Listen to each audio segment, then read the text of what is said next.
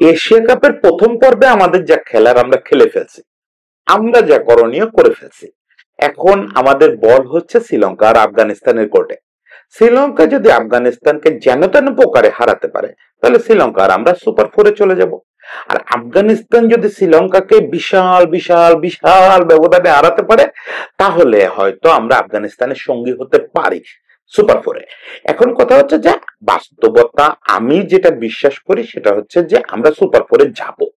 আমরা সুপার ফোরে যাব হচ্ছে শ্রীলঙ্কা আফগানিস্তানকে হারানোর কথা, তাই হওয়া উচিত। শ্রীলঙ্কার যে বোলিং অ্যাটাক, তাদের যে পেস অ্যাটাক, তাদের যে হাসারাঙ্গার মতো একটা স্পিনার, তাতে আফগানিস্তানের বিপক্ষে তাদের জেতা উচিত এবং সেক্ষেত্রে আমরা সুপার ফোরে যাব।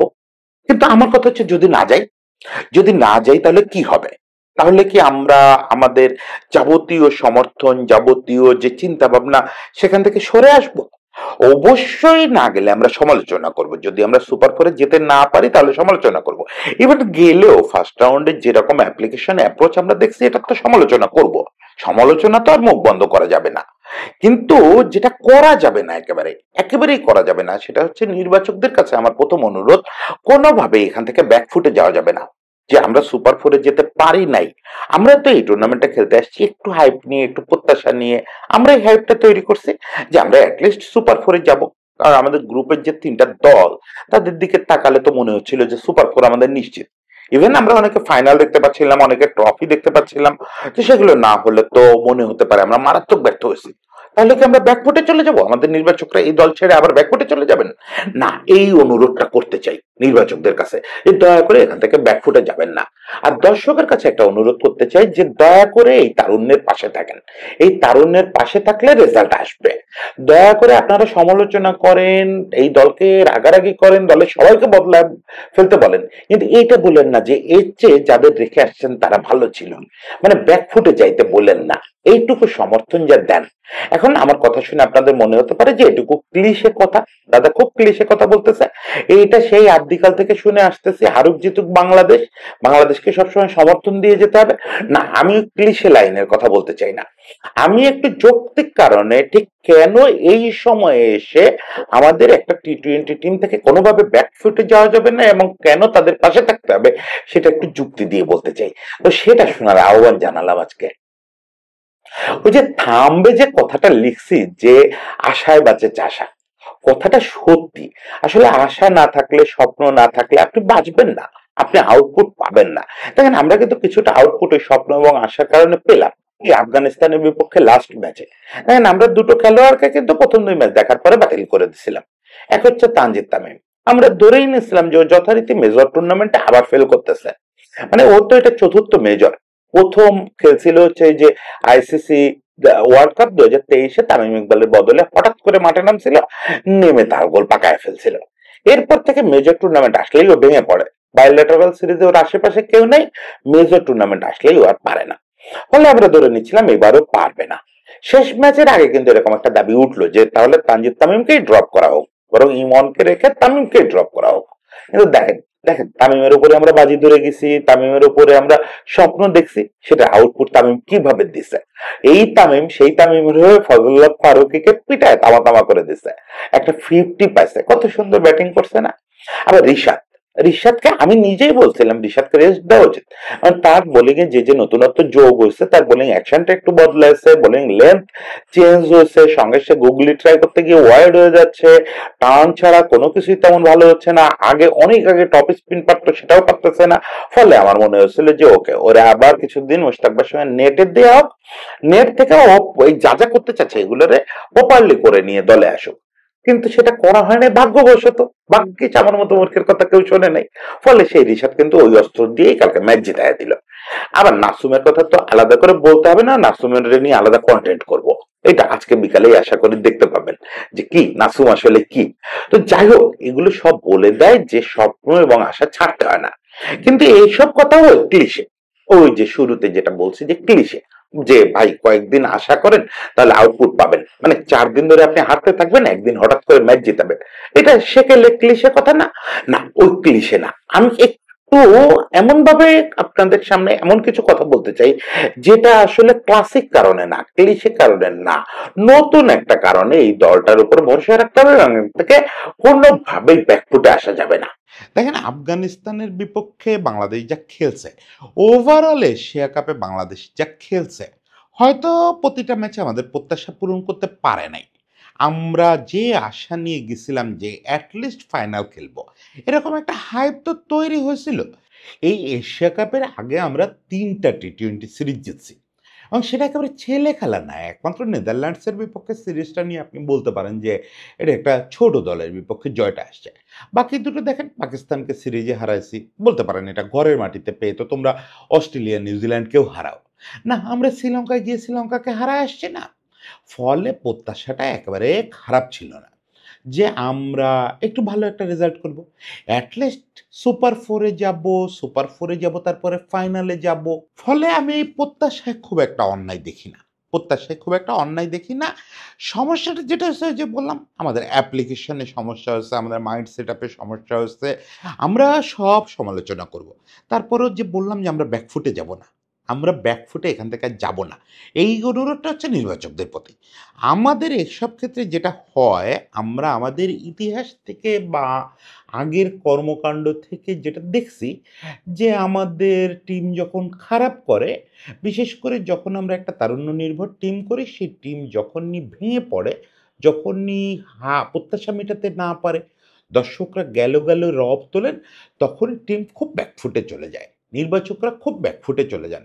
এর সবচেয়ে ভালো উদাহরণ আমার মনে পড়ে, দেখেন আজকে আমরা টি-20 দলটা যে আলাদা করতে হবে, এটা যে ডিফারেন্ট ব্যাট বলের খেলা, এই দাবিটা তো আমাদের দেশে অনেকদিন ধরে সাংবাদিকরা করতেছেন, বিশেষজ্ঞরা করতেছেন। এই জিনিসটা কিন্তু 2014 সালে অ্যাপ্লিকেশনের চেষ্টা করছিলেন হাথুরু সিংহে। 2014-তে আপনাদের মনে আছে কি না, আমরা একটা টুর্নামেন্টে শ্রীলঙ্কার বিপক্ষে একেবারে আনকোরা একটা দল, যাদেরকে টি-20 স্পেশালিস্ট মনে করা হয়, এই যে পরে এখনো তারা তরুণ, জাকির তারপরে আরো কে কে জানো, 5-7টা খেলোয়াড়কে একটা ম্যাচে খেলায় দেওয়া হলো শ্রীলঙ্কার বিপক্ষে। এখন ডিজাস্টার হয়ে গেল ওই ম্যাচটায়। ওরা একবারে বাচ্চা বাচ্চা ছেলে, হোক টি-20 স্পেশালিস্ট, নেমে ওই চাপটা নিতে পারে নাই। ফলে শ্রীলঙ্কার বিপক্ষে বাজেভাবে হারছে। পরের ম্যাচেই হাথুরু সিংহেকে প্রেশার দিয়ে হোক আর যেভাবে হোক, আমাদের বোর্ডের চাপেই 11 আগের জায়গায় চলে গেল।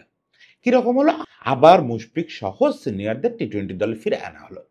আজকে আপনি চিন্তা করেন, 2014 সাল থেকে ওই বাচ্চাগুলো যদি কন্টিনিউ করে যেত, ওই সময় যদি আমরা ব্যাকফুটে না যেতাম, তাহলে আজকে আমাদের টি-20তে একটা সেট আপ থাকতো। আজকে ওই বাচ্চাগুলোর প্রত্যেকের টি-20 এক্সপিরিয়েন্স হতো অলমোস্ট 8-10 বছরের। চিন্তা করতে পারেন কি অসাধারণ একটা ব্যাপার ঘটতে পারতো যদি ওই সময় আমরা ব্যাকফুটে না যেতাম। তারপর থেকে আমরা ওই নেগেটিভ অ্যাপ্রোচ থেকে আর কখনো বেরোতে পারি নাই। আমরা সব সময় আমাদের যারা এককালের পরীক্ষিত পারফর্মার, অন্যান্য ফরম্যাটের, টেস্টের, ওয়ানডের, তাদেরকে দিয়ে টি-20 খেলায় গেছি। আর আমরা বাইরে থেকে চিৎকার করে গেছি যে ভাই, এটা ডিফারেন্ট ব্যাট বলের গেম, এখানে যারা স্পেশালিস্ট তাদের দিয়ে টিম করেন। এইটা বলতে বলতে বলতে বলতে ক্লান্ত হয়ে যাওয়ার পর অবশেষে মাস কয়েক আগে থেকে আমরা দেখলাম যে আমাদের নির্বাচকরা আসলেই ওই পথে হাঁটতেছেন। মানে সত্যি সত্যি টি-20 দলে যাদের দরকার নাই, মানে আমি একটু যদি নাম ধরে বলি তাহলে হয়তো ছেলেগুলো রাগ করতে পারে, যেমন আমাদের শান্ত, মিরাজ, ওরা তো দেশের এখন সবচেয়ে ভালো খেলোয়াড়, কিন্তু টি-20 খেলোয়াড় না। বললাম না, ডিফারেন্ট ব্যাট বল গেম। আপনি বেসবল আর ক্রিকেটকে কি এক খেলা মনে করবেন? এটাও তাই ধরে নেন না যে টি-20 আরেকটা খেলা। ফলে ক্রিকেটের মানে ওয়ানডে বা টেস্টের যারা ভালো খেলোয়াড়, মিরাজ বা শান্ত, তাদেরকে টি-20তে ভালো হতেই হবে, এই দিব্যি দিছে। ওদেরকে যে বাদ দেওয়া হলো, শুধু তো ওদেরকে না, আরো কয়েকজনকে এরকম বাইরে রাখা হলো, রেখে আমরা একটা তরুণ প্রজন্মের উপরে ভরসা করতে শিখলাম। মানে আমরা তাদের বুঝালাম যে ওকে, তোমাদের নিয়েই আমরা পথ চলতে চাই। সেটা শামীম আবার দলে ফিরলো, তারপরে ইমনকে স্পেস দেওয়া হলো, তামিম ইমন জুটিটাকে আমরা লম্বা সময় দিলাম, জাকেরকে একটা দায়িত্ব দেওয়া হলো যে এই সময়টায় এই কাজটার দায়িত্ব তোমার। মোটামুটি আমি শতভাগ একমত না এই দল নিয়ে। এ দলে আরো কিছু চেঞ্জ আসবে নিশ্চয়ই, কিন্তু মোটামুটি বলা যায় যে আমরা একটা টি-20 দলই করলাম যারা টি-20টা খেলতে পারে। এখন এই দলটা ধরেন ফেল করছে, আমি ধরে নিচ্ছি যে দলটার কাছে আপনাদের যে এক্সপেকটেশন ছিল, আমাদের যে এক্সপেকটেশন ছিল এটা মিটাতে পারে নাই। তার মানে কি? এখন আমরা এই এশিয়া কাপ শেষে আবার যাদেরকে টি-টোয়েন্টির না বলে আমরা বাইরে রাখছি, তাদেরকে আবার টি-টোয়েন্টিতে আমন্ত্রণ জানাবো? আবারও নাম বলি, আবার মিরাজ শান্তকে আমরা টি-টোয়েন্টি দলে ফিরায় নিয়ে আসবো? বা এই টাইপের যে খেলোয়াড়রা আমাদের আশেপাশে আছে, যারা প্রপার টি-টোয়েন্টি ব্যাটসম্যান না, তাদেরকে আমরা দলে ফিরে আনবো? এই কাজটা করা যাবে না। এই কাজটাকেই আমি বলতেছি ব্যাকফুটে যাওয়া। কোনোভাবেই ব্যাকফুটে যাওয়া যাবে না। আপনি এই যে ১৫ জন আছেন, ১৫ জনের ১৫ জনকেই চেঞ্জ করে ফেলেন। আমি বাধা দেব না। সেই চেঞ্জটা কাদের দিয়ে করতে হবে? এদের চেয়ে বেশি যারা টি-টোয়েন্টি স্পেশালিস্ট বা এদের সমান আপনি যাদের মনে করেন, আমি কথার কথা বলতেছি যে আপনি যদি মনে করেন যে ইমন চলে না, ইমন অবশ্যই চলে। ইমন তামিম জুটির উপরে লম্বা সময় ভরসা রাখতে হবে। যদি মনে করেন যে ইমন চলে না বা সাইফ চলে না, তাহলে কাকে নেবেন? অবশ্যই জিসানকে নিতে হবে। মানে আপনি আরো একটু ফ্রন্ট ফুটে যাবেন, আরো একটু সামনে যাবেন। আপনি সাইফের বদলে অনায়াসে ভাবতে পারেন। আমি যেমন সাইফের খুব ভক্ত, আমি চাই সাইফ আরো কিছুদিন সময় পাক। যদি মনে করেন যে না সাইফকে আমি রাখবো না নেক্সট সিরিজে, তাহলে আপনার নিতে হবে জিসানকে। জিসানকেই নিতে হবে, এমন কোনো দিব্যি নেই। কিন্তু ওই যে লাইক টু লাইক জিসানও ওপেনার, টপ অর্ডার ব্যাটসম্যান, জিসানও বল করতে পারে, পার্ট টাইমার।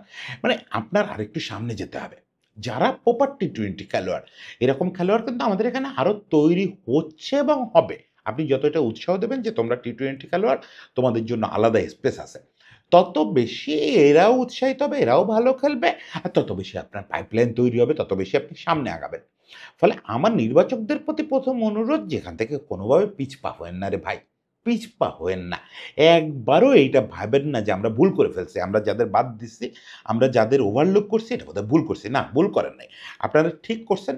যদি এখানে কোনো পরিবর্তন করতে হয়, পরিবর্তন তো আপনার করতেই হবে। ধরেন এই দলে অনেকে আস্তে, আস্তে বয়স হয়ে যাচ্ছে। তাসকিন, তারপর মুস্তাফিজ, লিটন, যদিও লিটন এখন আমাদের সেরা টি-টোয়েন্টি ব্যাটসম্যান।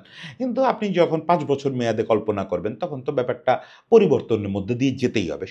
সোহানও তো খুব লম্বা সময় সার্ভিস দেবে না। যদিও গতকালকে বেশ ভালো খেলছে, বেশ ভালো খেলছে। দারুণ বুদ্ধিমত্তার সঙ্গে খেলছে। সে যাই হোক, এইসব পরিবর্তন করবেন।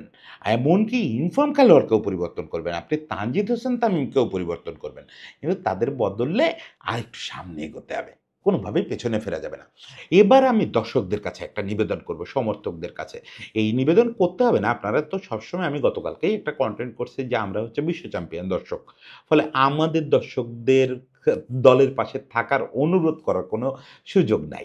তারপরও আমি একটা জিনিস বলি যে আপনারাও অস্থির হয়ে যাবেন না।